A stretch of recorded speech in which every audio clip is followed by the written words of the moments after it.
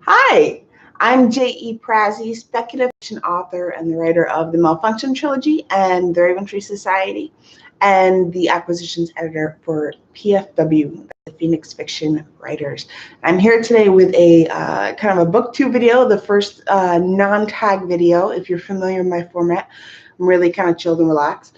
Just fair warning, my cat is here. She is being very obnoxious and loud, and she looks horrible because she's allergic to fleas and we're having an outbreak. Um, but I promise you, she's not dying. She just wants affection and is making life difficult. Okay, we'll see if we can work around her. All right, so kind of what I wanted to cover today, I am really behind on my reading, kind of down to the wire on a lot, and been working a lot, so I'm really behind on my reading. I'm going to show you guys what I'm working on right now, and then we're going to kind of jump into the topic. So I have been working on this one here. This is Now That's a Good Question by R.C. Sproul, and everything's going to, I think, end up looking backwards for you guys. I'm so sorry. This one, it's kind of like a series of articles.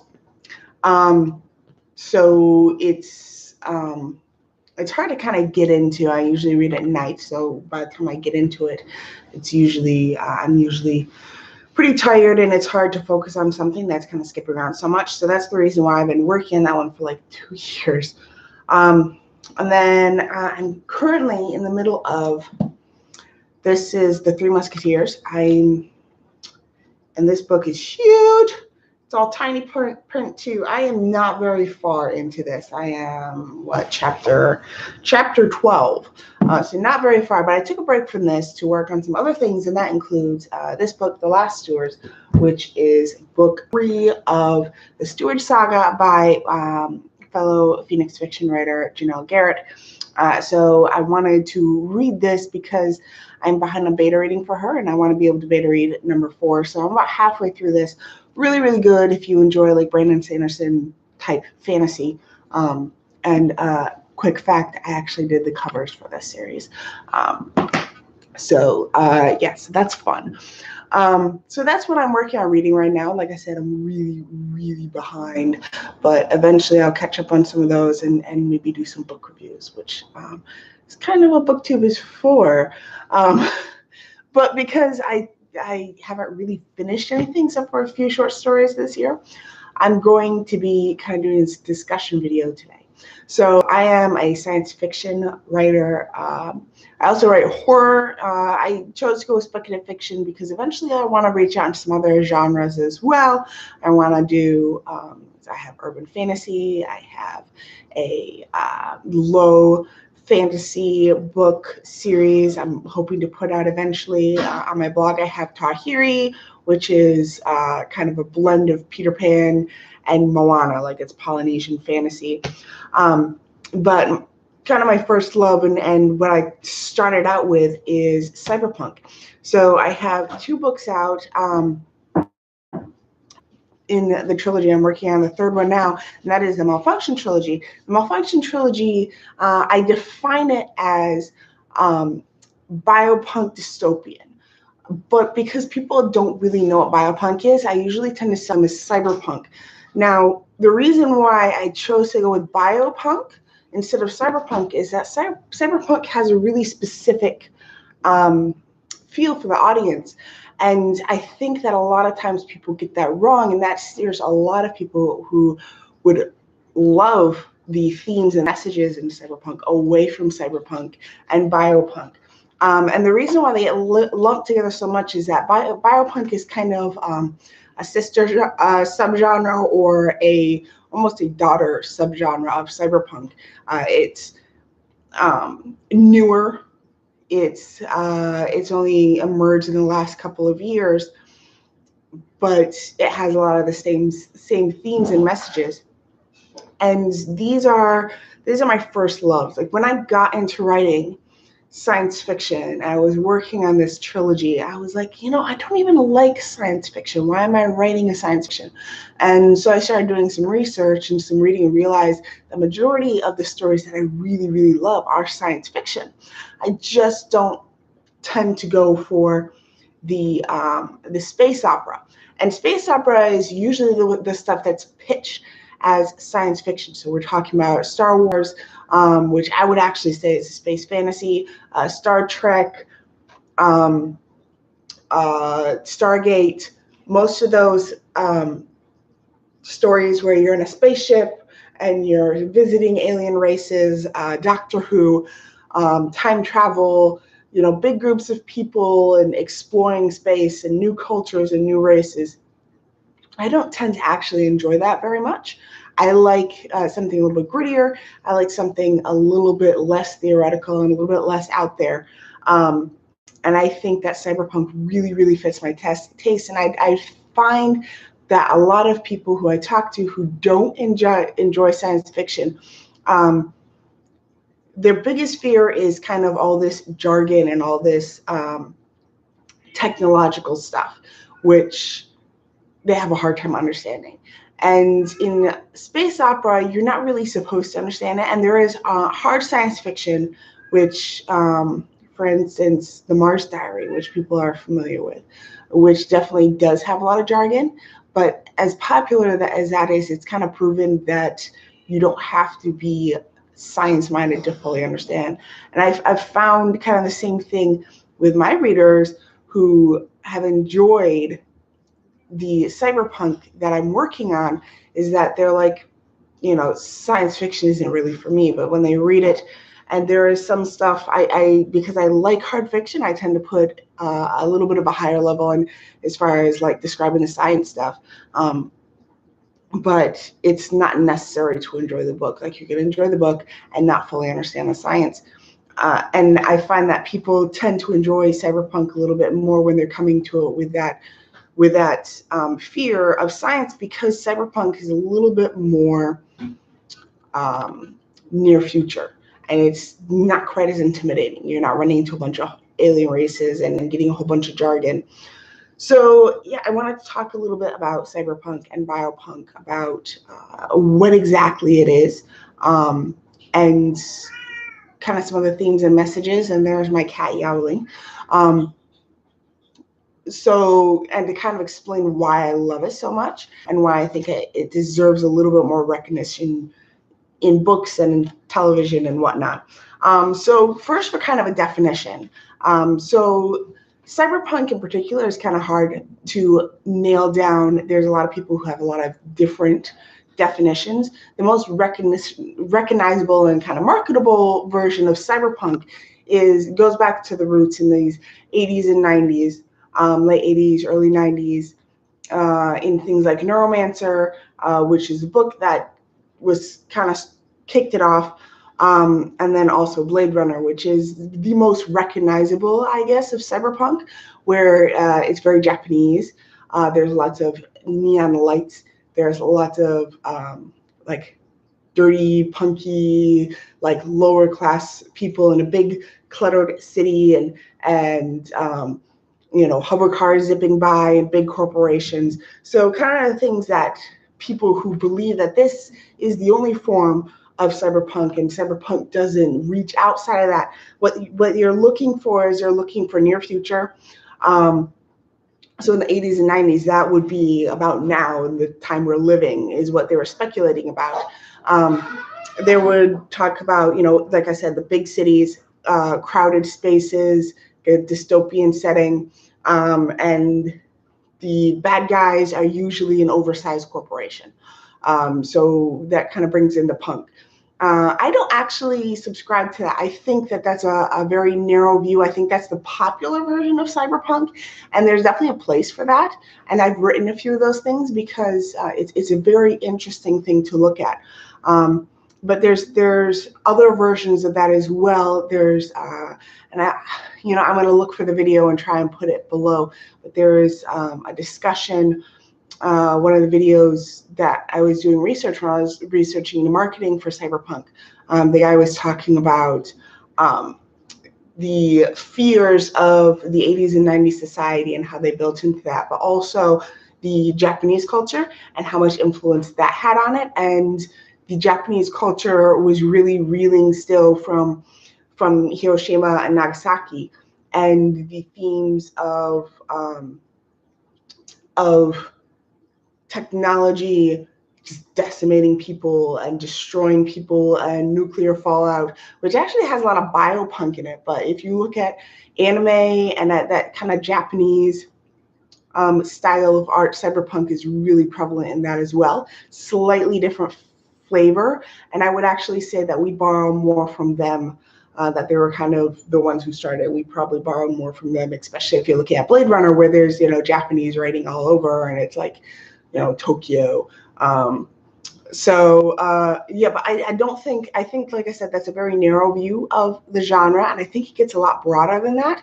And when you allow it to seep out of that, you start to understand how much of science fiction, especially popular science fiction, falls under cyberpunk or biopunk. And a lot of times they kind of intersect.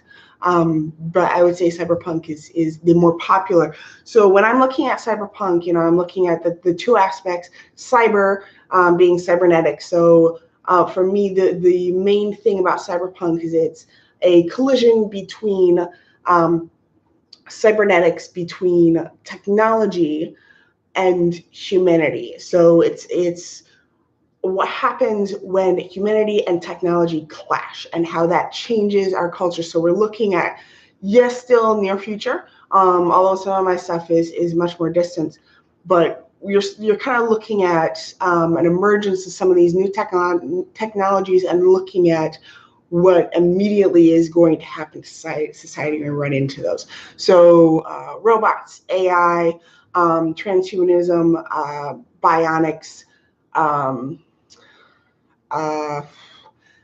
what was the other one I was thinking of?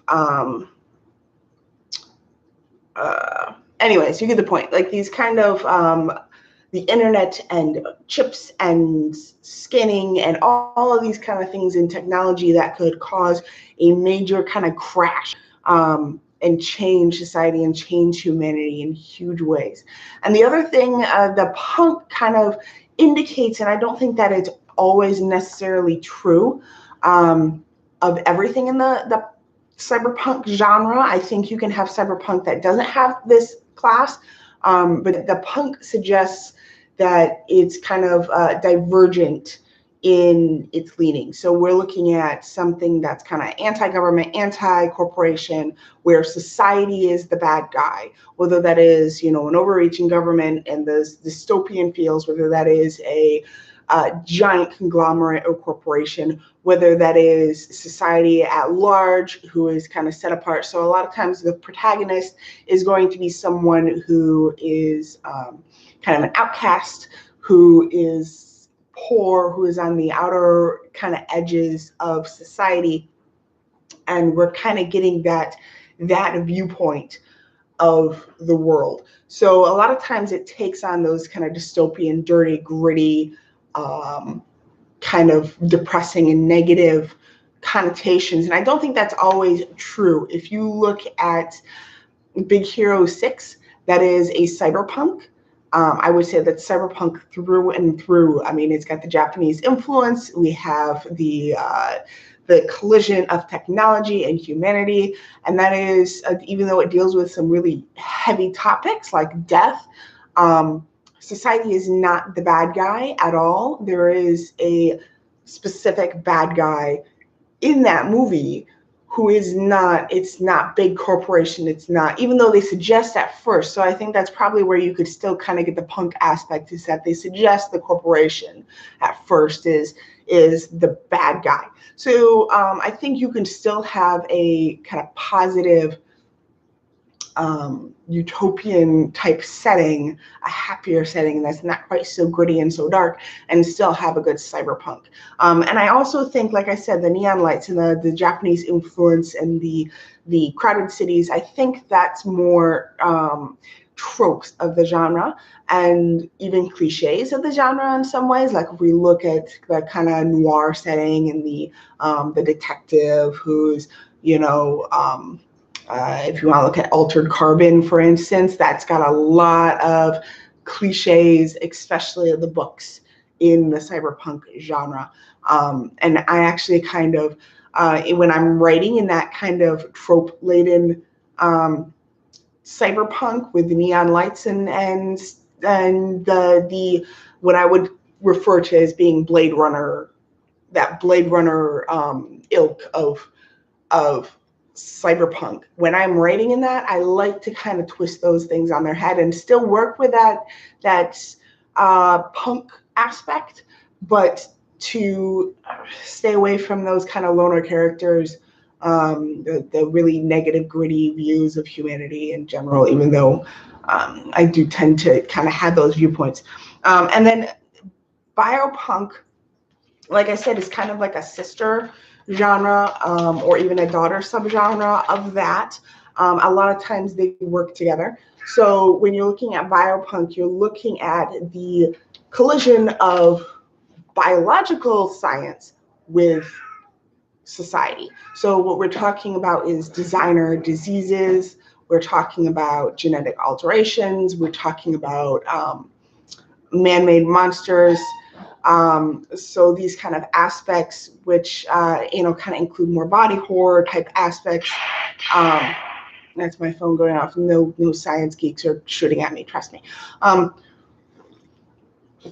So it's kind of the same idea, but instead of the main conflict being technology colliding with humanity, it is biology and biological science colliding with humanity. So instead of AI, you could have, like a genetically altered monster, or even an alien or something like that, depending on how it's twisted. And a lot of times you'll see those combined, and that's, in the Malfunction series, I do define them as biopunk because the main conflict is about biology.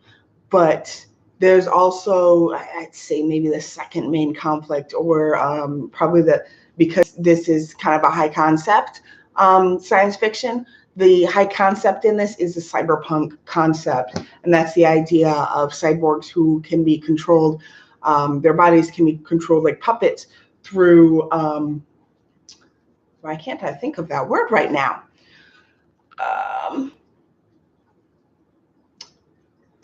Yeah, we're just going to have to, chalk it up to, Jill's got an empty head today. Anyways, so the second most popular storyline, most common storyline in Malfunction is cyberpunk. But I'd say because the biggest conflict is biopunk, that's why I usually suggest is biopunk. So if we're looking at, modern biopunk, and this is probably a really, really bad example, but the Titan on, I think maybe it's just Titan on Netflix, that's biopunk, or Pandora, what's it called? Avatar, that's biopunk. It's got some cyberpunk in it, but it's mostly biopunk. So that's kind of what you're looking at when you're looking at biopunk. It's more about the biological aspects. So yeah, we kind of talked a long time about what it is, and like I said, these genres are very kind of squishy. They're new. They have really smaller, like most of the punks, they have kind of smaller groups of people who like really love them, like me. You don't get like a solid definition nailed down. You'll have a few people who are really, really passionate about, Altered Carbon is the only kind of cyberpunk. And if you don't have your neon lights and your cyborgs, then it's not cyberpunk. But that would totally knock the Matrix right out of there. And the Matrix is iconic cyberpunk. So, it's kind of squishy still. But if you keep those two kind of things central, the cyber, the collision of the cybernetic and the humanity, or in biopunk, the biological technology and the humanity, you can see how much of modern science fiction and even superhero movies like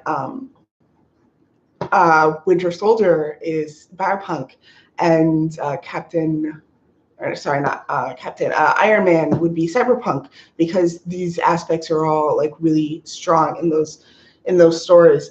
So they could be put under those subheadings. So yeah, so why do I think people should love them beyond the fact that I can talk for 15, 20 minutes just on what they are and how exciting they are? Because let's face it, y'all shouldn't just love a genre because I love a genre. Don't be sheep. But so I kind of want to talk about some of the major themes in these things. And I think cyberpunk and biopunk, the reason why they're different subgenres and why they didn't kind of stay the same is because they do kind of push on some different themes. So I think I kind of have a list of some different things. So for instance, for cyberpunk, so we're talking about robotics, bionics, AI, and then some of the themes you're going to find the good and evil of modern technology. So if you want to talk about some of the modern technologies that are being developed right now, whether that's in bionics, which are really, really exciting at the moment, or whether we're worried about the mark of the beast and chips being put in our brains, like that's all stuff that's going to be addressed in cyberpunk, and you're going to see authors discuss and movie scriptwriters discuss what benefits are in these technologies and what evils are in these, and then also deals with a lot of really relevant social justice themes. So poverty, government overreach, large corporations, and the easy access they have to our data, which I think is really, really relevant right now. If we're talking about Facebook and we're talking about some of these ads you get online, you kind of just have to accept that if you're going to be online, people are going to be spying on you and taking your information and finding things out about you. And that's really scary to a lot of people, to have their privacy breached in that way, and in a different way than it has been before. Whereas, it's not just that people can find out your taste, but people can access your cameras and take pictures of you while you sleep. These are really kind of scary concepts that are terrifying to us in the modern age, that we are dealing with regularly, that are addressed and talked about in cyberpunk. Both the kind of scary aspects, to if you want to dwell on that and get even more scared, and also the kind of the positive aspects of those things, or how to protect yourself. So some really great thinking things there. Also talks about transhumanisms and the goods and evils of transhumanism. Let's see, the line between man and machine. I think that's a big one. And that's also personhood is big, I think, in both of these subgenres, both in cyberpunk and biopunk. Kind of the idea of when does an AI gain human rights, or when does an animal gain human rights, in biopunk, or how much of a human being can be replaced with machine before they are no longer a human being. What where does the soul reside, or is there a soul? Like those kind of things talked about in cyberpunk, really, really relevant. And I think also in that, because there's that discussion being had, there's also a really positive, hope-filled side of cyberpunk, and that is in the positives of human weakness. We kind of see in fantasy, they talk about this and the difference, human beings can die, whereas elves can't grow old and die. And for instance, we're talking about Lord of the Rings, the elves are jealous of the human beings that can grow old and die, are the race of man, if we're talking fantasy here. But in cyberpunk, those aspects, those parts of humanity dealing with death, dealing with limitations, dealing with disability, dealing with growing old, dealing with the fear of not just death, but Alzheimer's and those weaknesses of the human body. They're not just addressed from a technology can cure this and we can make this all better now and how can we fix this, but there's also this kind of compassion for that, and that you're not less human, you're more human because of those weaknesses. Those weaknesses are what make you stronger, or make you more of a person, that make you something beautiful, whether that is regular human weaknesses like hunger and thirst, or not having super strength when your comrade is a cyborg, or whether that's some of the more complex things such as disability or life cut short. Like they're very interesting parts of life to think about, and that Cyberpunk addresses very well. And then, along with that is dehumanization, discussing dehumanization, which is something that's a main theme in Disintegration. So yeah, and a lot of this comes out of, that the coming out of the Cold War era, coming out of a long period of war and fear, and coming into an era where we're being sold a lot of stuff that's kind of the roots of cyberpunk as a genre. So it's a very interesting side of things to talk about in this genre. A lot of themes, being spies and advertisement and overreach versus the raw and realness of war, and which is better and which is worse. So yeah, they're very, very relevant today, and I think we can see how those things are still so relevant because a lot of cyberpunk is just kind of flying off the shelves again, and we see things like Ready Player One, which recently came out. That's very much cyberpunk, and that became really, really popular. So I think there's still a great desire and a great need for these genres, and maybe even more so than before because technology is developing at such a great rate. And then, we're moving on to biopunk, and I think these are probably even the more relatable in this day and age because before, when cyberpunk kind of developed, there were the new technologies, the that realm of things, the internet, and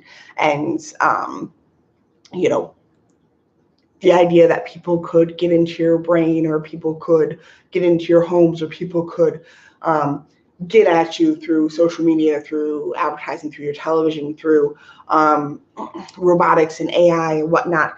But these days, a lot of the technology that we're dealing with is in regards to biology, and some of it's really, really scary stuff.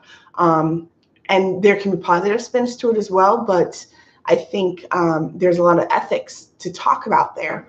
And that's what biopunk handles so expertly. So I think there is kind of the negative side of biopunk, which I don't enjoy as much, which is the body horror aspect of it. And I'm not a big fan of body horror. I think, even as a horror writer, I stay away from body horror. It just kind of grosses me out. And I'm not saying that no one can enjoy it. I just don't. But so there's definitely an aspect of biopunk to just kind of horrify and shock people. But I think that there's much more relevant things. So, recently in the news, we had the first three-parent child, the first child parented by three parents, three donors. We had the first genetically altered human beings that we know of in the news, some twins in China. I believe it was China. And movements from the world, governments cracking down and saying, look, we're not okay with this kind of experimentation on the genetics of human beings. We don't know how that's going to affect them. And of course, if you mess with someone's genetics, that's not just them who's affected, it's passed down to their children and their children's children and their children's children's children. You're messing with the human race. And yet at the same time, we could knock out some of the worst diseases affecting humanity. People are talking about applying genetics, Alzheimer's, to solve things, genetic diseases that affect many people, that kill children in the first days of life, could be solved using genetic manipulation and changing genetics. So there's some real ethics to struggle with, and these are things that biopunk deals with. And I think that in the modern stage, that's just, it's so relevant. When bioterrorism is a huge threat, to have the fear that someone could send you a package and you open it up and you a deadly disease. These are all things that are very, very relevant, and I think that biopunk addresses these things in a new way that cyberpunk can't, and that other genres can't. In fantasy, we can kind of talk about these things, and other genres you can kind of discuss these things, but biopunk is built on these kind of discussions. These things like, is it right to mess with someone's genetics? Is there times when it is right or wrong?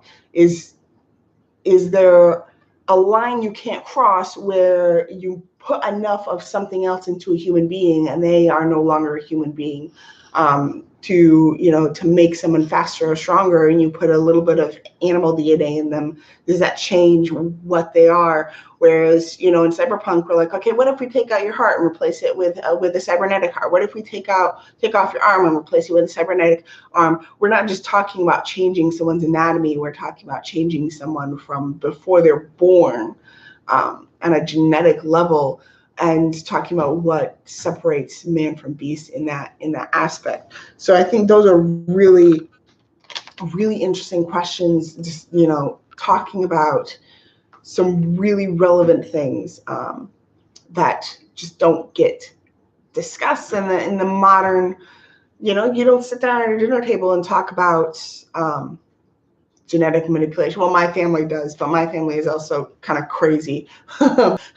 We've talked about how much I want to adopt a snowflake baby, which is this crazy scientific thing. This is also relevant to biopunk, so I'm not getting off track here, where I could adopt someone else's fertilized egg and actually be pregnant with someone else's kid.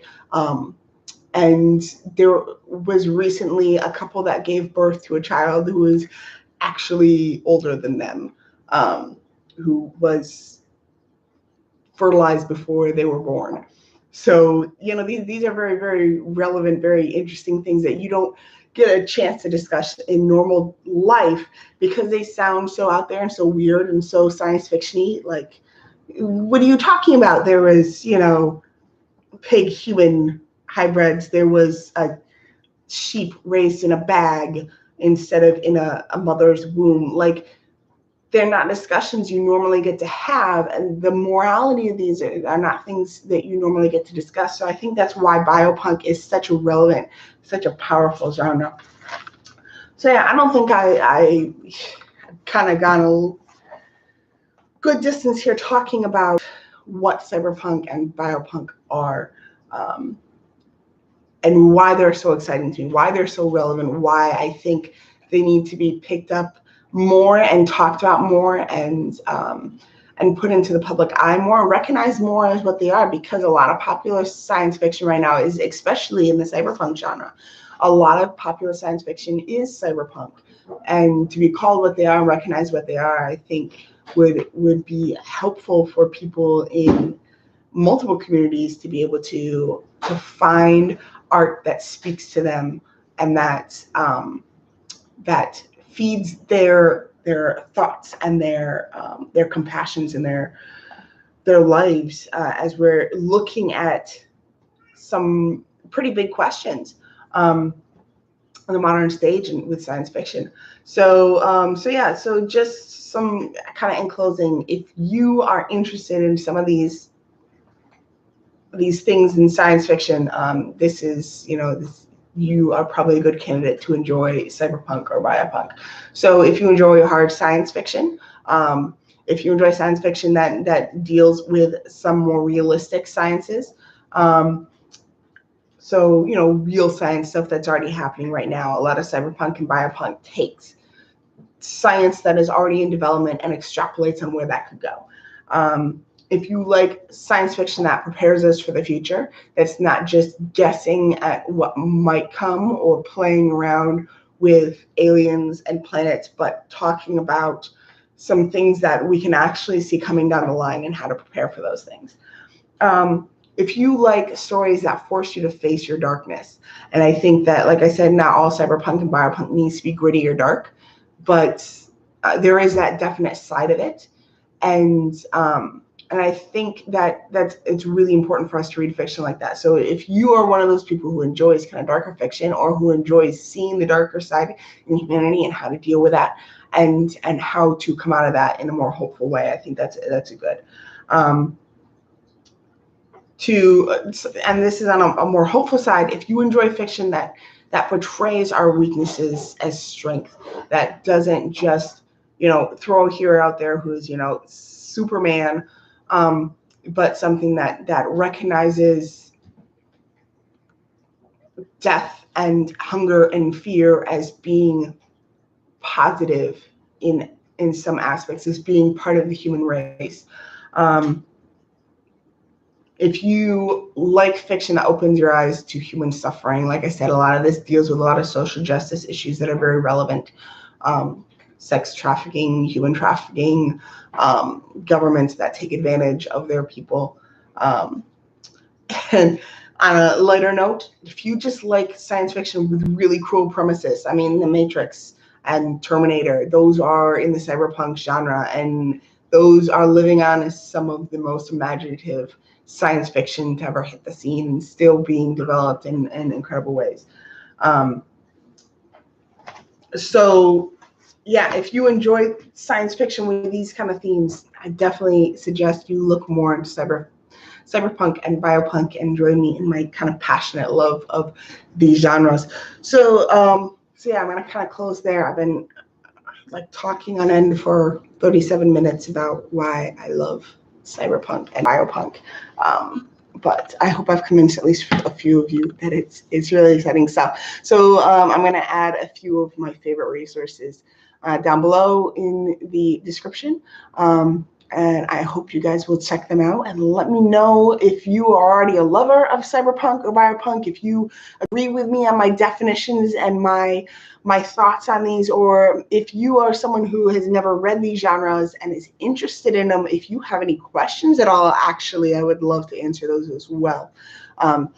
But yeah, if you want to have, maybe a good place to start, maybe with movies or books. I mean, you can always start with my books.